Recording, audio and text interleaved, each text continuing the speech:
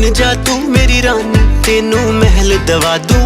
বলিউডের অন্যতম জনপ্রিয় ও প্রতিভাবান অভিনেত্রী বিদ্যা বালান সম্প্রতি এক সাক্ষাৎকারে জীবনের এক গুরুত্বপূর্ণ দৃষ্টিভঙ্গি শেয়ার করেছেন, যা তিনি নিজের সাফল্যের মন্ত্র হিসেবে বিবেচনা করেন।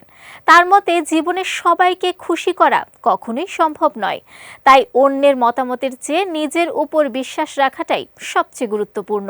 বিদ্যা বলেন, আপনি কখনোই সবাইকে খুশি করতে পারবেন না। কেউ মনে করতে পারেন আপনি ঠিক, আবার কেউ ভাবতে পারেন আপনি ভুল। এটা আপনার নিয়ন্ত্রণে নেই, কিন্তু আপনি নিজের কাছে নিজেকে প্রমাণ করতে পারেন, সেটাই সবচেয়ে গুরুত্বপূর্ণ।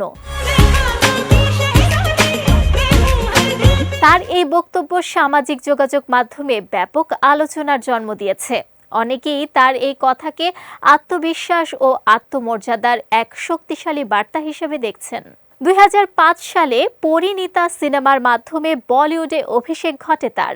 প্রথম ছবিতেই অভিনয়ের জন্য দর্শক ও সমালোচকদের প্রশংসা কুড়ান তিনি। এরপর একের পর এক ভিন্নধর্মী চরিত্রে অভিনয় করে নিজেকে বলিউডের শীর্ষ অভিনেত্রীদের একজন হিসেবে প্রতিষ্ঠিত করেন এই গুণী অভিনেত্রী। শুধু হিন্দি সিনেমাতেই নয়, বাংলা ভাষা ও সংস্কৃতির সঙ্গেও বিদ্যার রয়েছে বিশেষ সংযোগ। তিনি বাংলা ভাষায় সাবলীল এবং এই সংস্কৃতির প্রতি তার আলাদা টান রয়েছে।